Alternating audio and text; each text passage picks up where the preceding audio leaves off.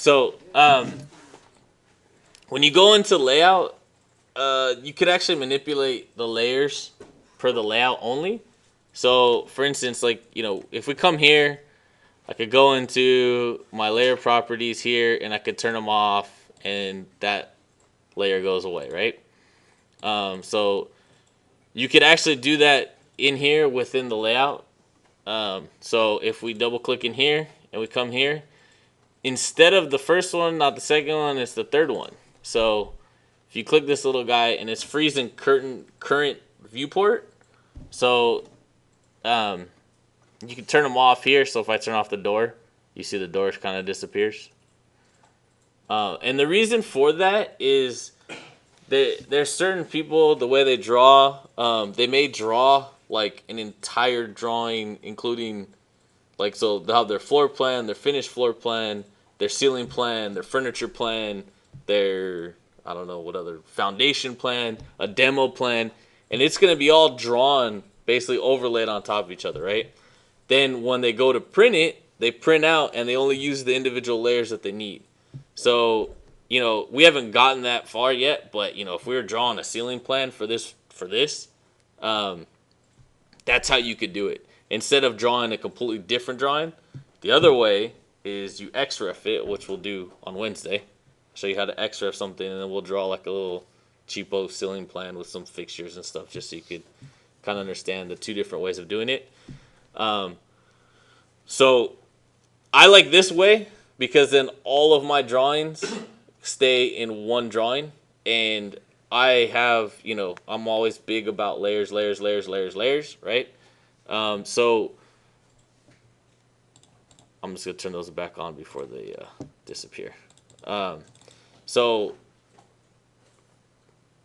she had the problem earlier when she was trying to print and she had accidentally turned off in new layout. So if you're in model space, this button over here where it says new viewport freeze. So she had actually had all of her drawing layers clicked on, or click it to freeze. So when I go over here and I hit new layout and I go to it, you're going to see that there should be like nothing there. Yeah, basically. So that was her problem. So then, you could simply come in here and you could turn them all back on and they'll all show up and they're all drawn there. Jeez, it won't let me do more than one. So you can see that you could click them all back on. But I just wanted to bring that up. We were actually going to talk about it today, but she had the problem 10 minutes ago. So any questions on that, like why you would use it or how to use it? No? You guys are all masters and pros. So the other thing was, too, that she had a line that was drawn way out here somewhere, right? So every time that we tried to zoom extent, it was looking like the drawing didn't exist, right? So we went in here, and then we were looking for the drawing, and we're doing this, so we're like, holy crap, where'd it go, right? So she had two problems. She had had eliminated she had frozen all of her layers in the current viewport, so they're showing up in model space, not showing up in the viewport. The other one was she had a line that was way off into space.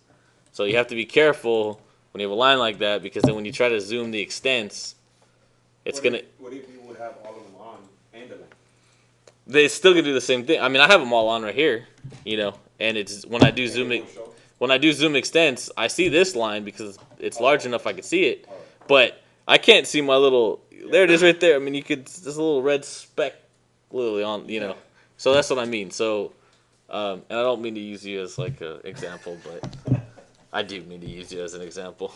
So just be careful that when you do go, because right whenever you open a new viewport, it's automatically go bam. It's gonna do everything that's in your drawing. So, just like this. When I opened the new viewport, it opened up the entire drawing, and including the little line that I drew that's way off out in this outer space. So. Just be careful. You probably did like an offset and you hit like an extra 0, so it went like 4,000 instead of 400. So it's like way over there, and you don't even see it, and you're like, where'd that line go? Oh, I'll just offset again. Maybe I didn't do it right. Done it before, and you go, holy crap, and then you have a line like way over there, So you just gotta make sure to be careful about that. So let's say like how you had the layers with frozen. Mhm. If there was a line that was in a layer that was frozen out in space, would it still like zoom out all the way completely to even try to get all that, but even though it doesn't show it? So if we do that, let's just try it. Yeah. So if I put this on above, oops, yeah, and then I actually come in here and I freeze above, right? So I'm zooming extent and it's actually still showing up. Because it's part of the drawing. You got to remember, it's referencing this. So it's referencing what you see in model space. It's not referencing what you see in layout space. Okay. So that was the other problem because we couldn't see the line that was on there because they were all hidden. So, yeah. Be careful. Be careful. Be careful. The AutoCAD is all about precision. And that's why we dimension everything. We put everything to scale, et cetera, et cetera, et cetera. So, and again, one last example. I'm really sorry, but the first one she printed out, it was overlaid, and it's because she didn't have it to the correct scale. So you got to remember that you're printing stuff to scale. And that's why I say print Adobe PDF, because you wasted 25 cents. You didn't have to, because if you would have opened the PDF, you'd have said, "Oh crap, let me change this."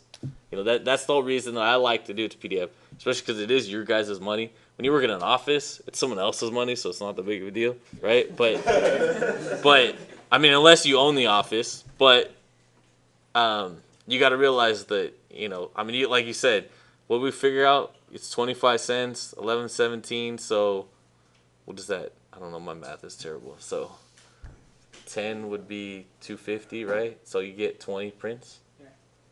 For $5. I got a 15 right now. But that's what I mean. Like, you get what I'm saying? So if you would have printed a PDF, right? I actually did, but then I had to go on scale. So then you print a PDF again, and you print a PDF again, and you print a PDF again, over and over and over and over, so that you could actually see your mistakes and stuff. And you'll see, because the problem is, too, like, if you're in an office and you're printing on 24 by 36, that machine that prints it out is really loud all the time. Like, it's not a little, it's not a little laser jet printer that goes like that. It's a big plotter, and usually it's somewhere centralized in your office. So when you go print it and you realize that there's a mistake on there, you have to basically go and you crumble that piece of paper up, everyone's staring at you. You know what I mean? So printing the PDF, not to mention, you gotta remember, our world is 100% digital now. So, no. Our world. Everybody's world. I mean, you can't hide from it no more. That's beautiful. That's right. But I mean, especially any type of design field, any type of construction field, everything is digital. I mean, I get projects to bid now that I don't even get. We used to get, like, 7-8 years ago, we'd get sets, full sets, like the ones you see that are printed out. There's a couple over here. Basically, we're going to go into model space. In our quote unquote 2 rooms, we're gonna go into layers, and we're gonna create a new layer called a floor. If I don't have what the floor. Wow, why is it going over there? Thank you. Okay. Wow, will you stop? And I am going to make mine 8. And continuous, the line weight should be super small, so do 0.09. Okay, and then I'm going to make another layer, if it'll allow me, a floor pattern. And I'm going to make that one number. Now, let's make it, for this case, please follow the layer pattern. So we're going to do 252, because when we get into the CTBs, it's gonna have to be on this current one. So for the floor, I don't care what color you use, but the floor pattern, use color 252, which is the middle of the grayscale. Everyone see you on my screen? This one right here. 252. You can see when you cover over here, it says index color, about an inch up, like right here, it says index color, and it says color down here. Okay, so we hit OK. And we want to change that one to 0.9 or 0.09 as well. And then we go ahead and hit close. Wait The weight 0.09. for both. Yes.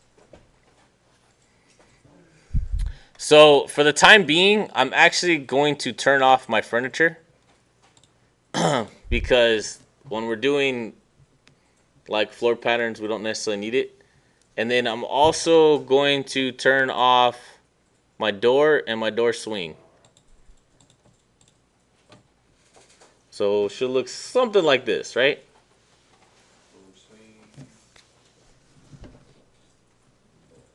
That's the frame, right? No, I want to leave the frame on there. Okay.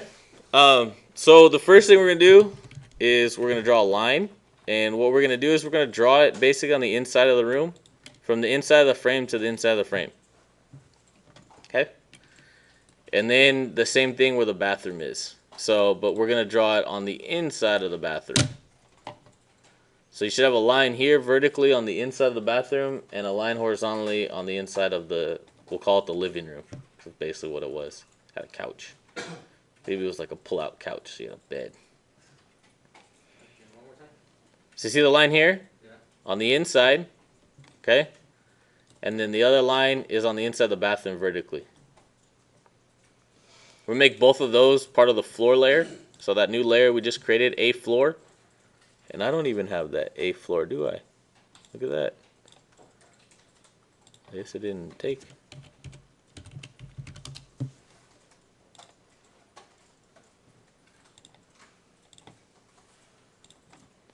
So A floor.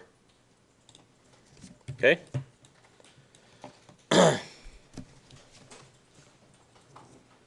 Everyone good so far? So now we're going to go ahead and we're turn off the fixtures and the counter too. So you should basically just have your walls and your frame and the window. And then the floor. And the only real reason to draw like the floor lines is so that you have a boundary for your hatch when you throw the pattern in there. Everyone good so far? So next is hatch. So the shortcut command is H, or it's, I don't even remember where it is. Are you using the floor pattern right now? We haven't gotten floor pattern yet. No, So it's just floor. the first one is floor. Correct. Where's hatch on here? Oh no, I never use draw, huh? Hatch. Hatch. Region. Which one is it? Anybody know what? There it is, that one. Okay. Here's the icon for hatch. Or the shortcut is H. So when you do it, you're going to see the ribbon's going to pull up slightly different, right? Or did you guys get a pop-up? There's two different versions. So you guys get all the ribbon that changes, right? So you guys remember how to use this vaguely a little bit? Kind of go over it again. So you could do two things to pick the boundary. So the first one and the default is a pick point, which is what you have here. So you can kind of see how it pops up. It's going to fill in that whole gap. The other one is select. So if we actually have a boundary or like a rectangle drawn, we can select it and it'll fill that hatch. And then in here, you have all your various patterns, right? So the first one I want you guys to do is scroll down and you see AR sand.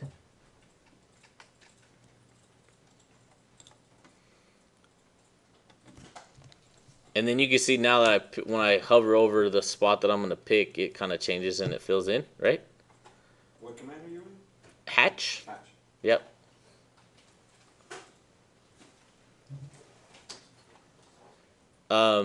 So in here are the various AC. AR sand. So it's, you got to scroll down about halfway, maybe a quarter of the way. One scroll. There, AR sand. So this first one is asking you for the color of the hatch. We're gonna use current. The second one, wait, this is, yeah, use current. Which one is this one?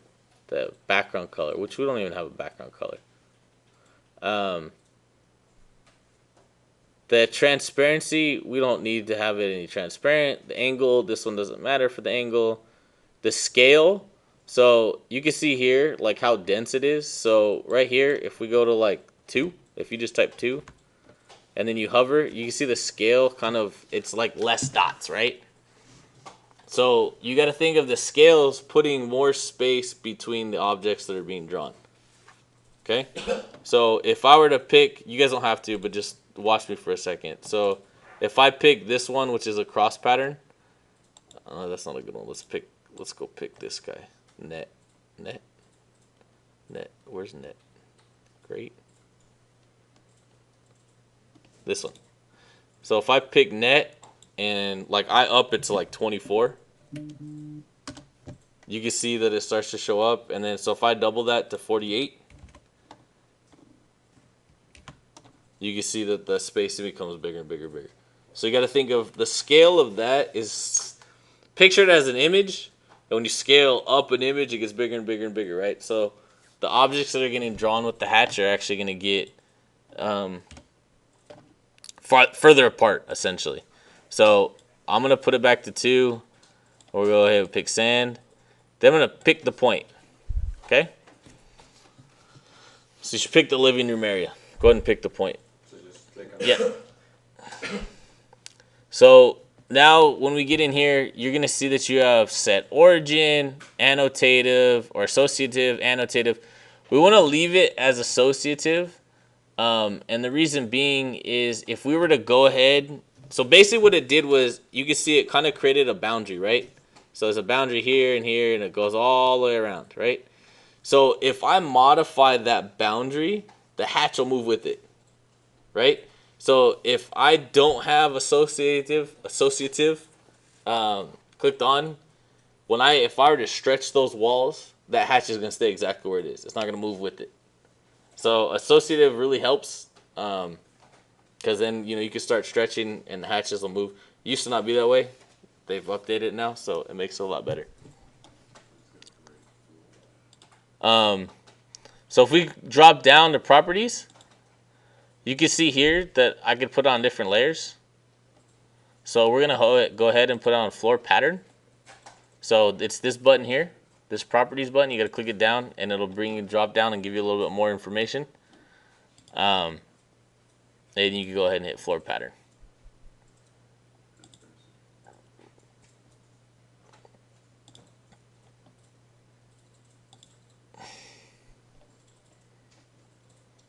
Everyone got this so far? Cool. So I just want to go ahead and we're going to hit enter just to end the command. And then so if you highlight it, you can see here that there is no boundary around it, right? There's actually no boundary drawn around it, right? So if I were to, for instance, like I said, let's just say the client wanted it to be 2 foot bigger, right? You see how the hatch changed. You guys don't have to do this. I just want to show you the difference between the two. So you can see that the hatch actually did change with it, right? So now, let's take a step back. Let's say you wanted to actually change the hatch pattern, right? So if you simply click it, the ribbon at the top will change back to the hatch. The other way is if you right click and you hit hatch edit, the dialog box is going to pop up. So I want you guys to get used to this too, because there is certain instances, older versions of AutoCAD doesn't have the ribbon. It only has the dialog box. So let's go ahead, right click on it, hit hatch edit so we can pop up the dialog box. And basically all of the same information on the ribbon is here. It's just in one spot, right? So your pattern's here. So if you wanted to change the pattern, you could change it here. If you know which pattern you want to use, they're all named here. The visual guide is going to be if you click on swatch. So if you click on swatch, a new dialog box will pop up. And you can see here's all the different hatches, the same that were up here. Okay. You can see here's the scale. Associative is clicked here, right? The layer, well, it's already on a layer, so it's showing you that layer. But you can see here that you could have the floor pattern, and you could change it to any layer that you want, and this is going to override it for the current. The draw order, we're going to click on send to back just because I want it to be behind all of my drawings. And then if we hit preview, you'll see it. Then if you hit enter again, the dialog box comes back up. So if you hit preview, you're able to preview it before you actually like bake it in there, right? So in here, we're going to go ahead and I'm going to hit OK for now. And then I just want you guys to watch it just so you can see the difference, okay? So basically, if I go in here or if I unclick associative, right? So it's no longer associative. And I go and I stretch my walls, the 2 feet that I did before. You see how the hatch didn't change, right? So now when it's not associative, you can see that it actually has the nodes. So I could actually modify my hatch based off of those nodes now. Okay, so let me get back. The other thing you could do is you could move it, you can mirror it, you could copy it. If it's associative and you move it or copy it, it's going to automatically break its associativeness, and it's no longer going to be associated with the boundary. So know that if you do modify it, obviously if you explode it, it's going to create like 10,000 dots. So if I explode it, all these are little dots. Trust me, you don't want to clean that up by accidentally exploding it. So I'm going to go ahead and I'm going to go back till there's associative. And then, so that's that. We're going to go ahead and we're going to mirror, just because I want to show you one last step. So we're going to mirror this across. And then, so mirror the 2 lines, not the hatch, just the floor lines. Make sure your ortho's on so that it pops up. And then we're going to hatch the other side, but we're going to click in both rooms now. And then under origin, options. It should be under options, right? Outer, close, origin, properties, double, properties, bin. Huh. Where do not use current viewport, pick point, match. So there is a way to make it so that there are 2 separate hatches. And I'm not familiar with the way to do it with the ribbon. No. So go ahead and enter, and I'll show you how you could basically explode the hatch without exploding it, right? So you should be out of the hatch command now. So if we highlight it and we edit it, there's a little button here, separate hatches. So if I hit OK, now you can see that they're actually 2 different individual hatches. So again, hatch edit, and it's this little box here. So if I go back, hatch edit, and then hit separate hatches, and you'll be able to see that you have 2 different ones. And they're both associative to the, so if I stretch this, they'll both move. Oh, I guess not. This one didn't move, this one did.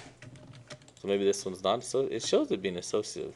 Once we do hatch edit, we select both of them, right? Or it actually selects it for you? Yeah, because you've hatched that together, so if you do hatch edit, Yeah. and you hit separate, it'll separate those 2 so that they're 2 individual ones. Where's the separate?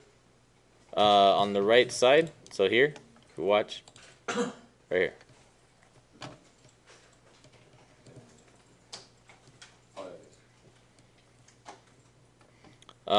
So the other thing you can do is kind of cool.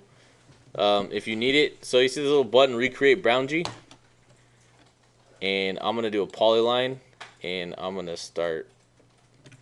Yes, I want to reassociate. Well, here, hold on. So if I hatch edit and I separate the 2 hatches, right? That's what you guys all are, right? 2 different hatches. So remember I said like this one wasn't associative. So if I hatch edit this side, recreate boundary, right? Polyline, and it's asking if I want to reassociate. Yes, I do. Then I hit OK. You can see that it actually created another box here. So now if I do stretch, it's going to move with it. So you can reassociate it, and then you can simply get rid of that line after you're done moving it. And then now it's no longer associated to anything again. So if I move it, it's not. So just a couple extra things with hatch. So if we do want to hatch, we want to edit this. For instance, like, because this is kind of the symbol for the carpet, right? So obviously we're not going to put carpet in the bathroom. So we're going to go ahead and let's pick net, because it's nice little squares. Edit hatch. Or you can do it up in the toolbar. I'm just doing everything up in the toolbar. It's a net, and 48 is not even big enough. Let's do like 60? No. 96. Beautiful.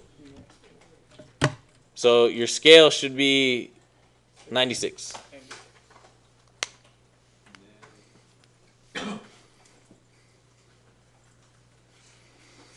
Then we're going to go ahead and we're going to mirror it back over. Oops. The scale you said it was 96. So at this point, I mean, just because it's just the 4 rooms, right? You're kind of ready to print, right? So what we're gonna do is we're gonna go ahead and we're turn all of our layers back on. Okay, so you're gonna have a lot of overlap, blah blah blah blah, right? So it looks really messy right now, right? So let's say your client's asking for 2 different plans. For instance, one's a floor plan, one's a finished floor plan, right? So if we go into layout, we'll go to the page setup manager, right? We're gonna modify it just like you guys have all done, right? You could go ahead. I think we did this on the last one, right? So everything should be at 11 by 17 in monochrome, right? If not, now's the time to do it. hold on. What the heck?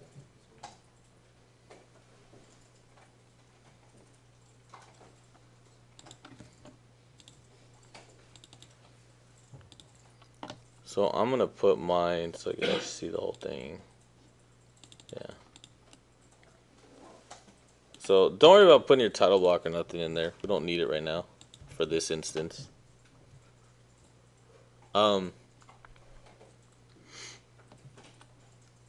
So I changed the scale on my drawing to be 3/8 of an inch equals a foot, just so you could actually see the full drawing. So you guys could go ahead and do that too. And then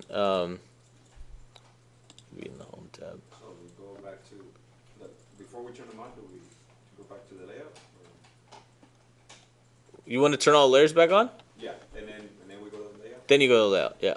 But you can turn them all on in the layout too. It's all here. It's in the layer properties. Not a big deal. So I'm gonna actually show you guys a couple things. So number one, if I highlight this, so if I highlight the viewport in the bottom, here, let me raise this sucker up a little bit. So if I highlight the viewport in the bottom down here, there's a little lock. Okay.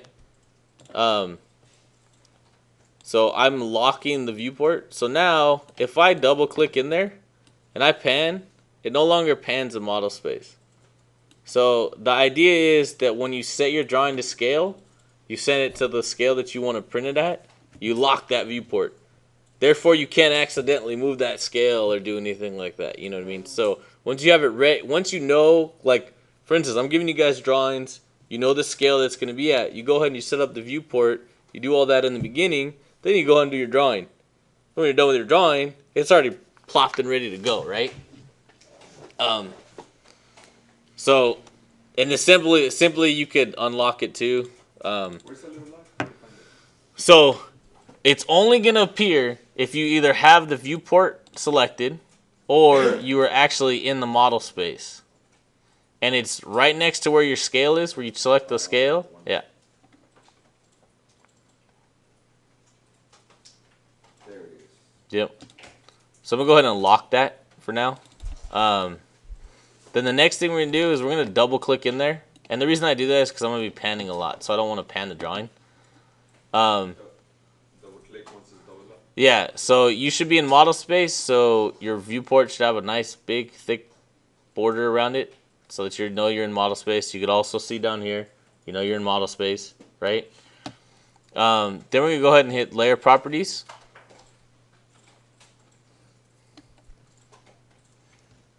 Why is it not? It should have it.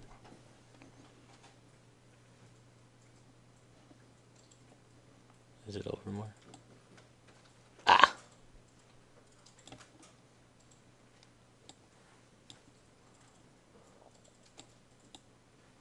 Okay, so if you scroll over, you're going to see a bunch of, basically like a second set of layers, right? So you have this set, and you scroll over, and you see where it says VP. That means viewport. Okay? So in here, you can literally overwrite every single layer that you've created already.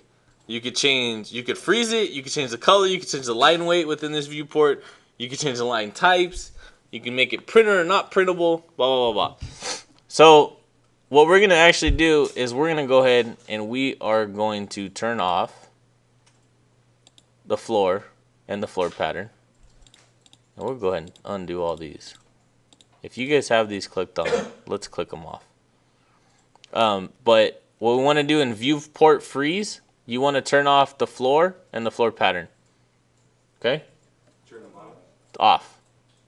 So it should have like a little snowflake instead of a sun. Okay? So now you can see all of my drawings are there, right? All my lines are there except for those two layers. But if I go back in my model space, hey, look, they're still on, right? So now if I go ahead and we go down and we go and we hit move or copy. So if you right click on layout 1, you may have it named something different. Up to you. If you hit move or copy, I am going to hit move to end, and I'm going to hit create a copy. So make sure the checkbox is clicked. Basically what it's doing is it's taking this exact viewport and this exact layout and it's copying everything that's in it. So for instance, like all the layer properties that we had already put on here where we froze those two layers, it's going to be frozen in the next layout. So we go ahead and hit OK.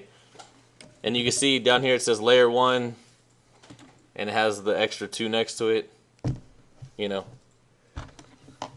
So now if we go ahead and we double click inside. When we froze those layers, so we froze both of them? Yeah. They're all. Yeah. So what we're going to do is we're going to come over here and we're going to unfreeze those two, right? But then we're going to freeze the door and the door swing and the furniture and the counter and the fixtures.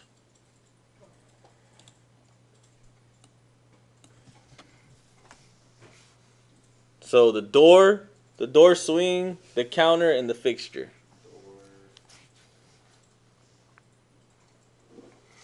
So now if I were to print this and I preview it, now I have basically a finished floor plan, essentially. So you see how you create one floor plan with all the information and then you manipulate the layers within the layouts, you know. So I've even seen people where they draw like first floor, second floor, third floor all in one drawing and they go and they just manipulate the layers. So you may have a wall 1 or A1 and then, you know, all the various layers, the walls and doors and blah, blah, blah. And then A2 and then walls and floors and you know, all that kind of stuff. So you could actually you could continuously draw on top of it, yeah. So It's not happening anything because I have it locked, right? the layer or the viewport? You locked it No, mine's locked. and it still shows? Yeah. Question. Yeah. Any reason why my layer of floor pattern? So although inside of a block, right? So you have a block, and inside of there we have objects. All those objects have a layer, right? They're on a layer. Your block 2 can also be on a layer. So right now mine's on 0. But if I were to put it on furniture, right? Now that block is on the furniture layer, but the objects inside of it are still on their individual layers. Yeah. Okay? Yeah.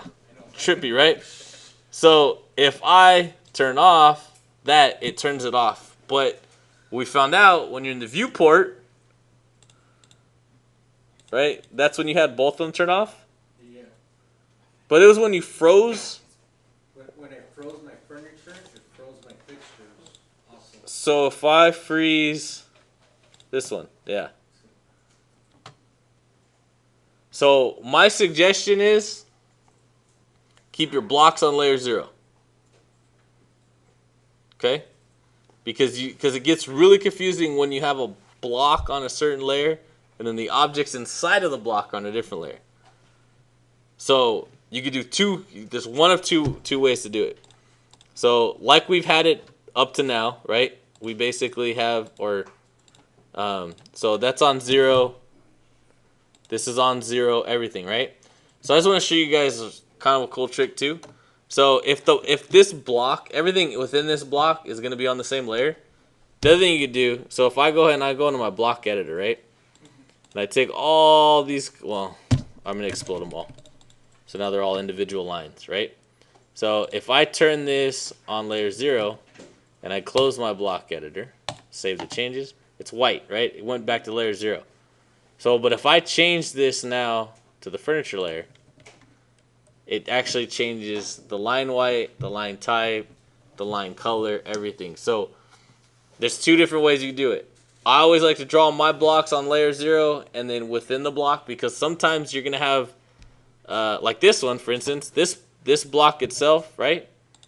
It has 2 layers in it. It has the fixture and has the counter, but it's under one block, right? So which one supersedes the other? So if you leave it on layer 0, the block itself, and you actually have the objects within the block as different layers, then it's just easier to manipulate, because then I could turn off the counter, or I could turn off the fixtures, or I could turn off both, versus turning off one and accidentally turn off the other. So you just gotta be careful. Just make sure that you have, like I said, I would just suggest put all your blocks on layer 0. And it'll be less of a headache when you start turning layers on and off and everything like that. So Or can we just make like a layer specifically just for block? you could if you want, and I've seen it. People have done it where you have it says block, like layer block, and usually it's like they'll do underscore block, right? But for me, there's really no reason to do it because I have those layers and I could go and turn them off. Like I'm never gonna turn all my blocks off. Right. You know what I mean? So everyone understood, because like I said, Just keep it at 0. when it comes up, I want to try to tell everybody, so in case they're running the same problem, if it's a weird problem. The other thing, When do you change it? So Huh? when do we change it? when do you change what? You said keep it on 0.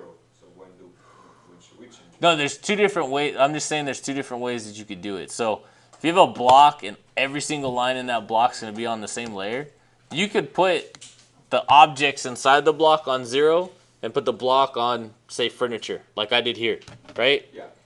Like if in this block, right, it's the block's furniture, but you could tell right here, all the objects inside are on layer 0. Yeah. Versus this one's the opposite. The blocks themselves, so the objects that are inside of the block, are layered individually.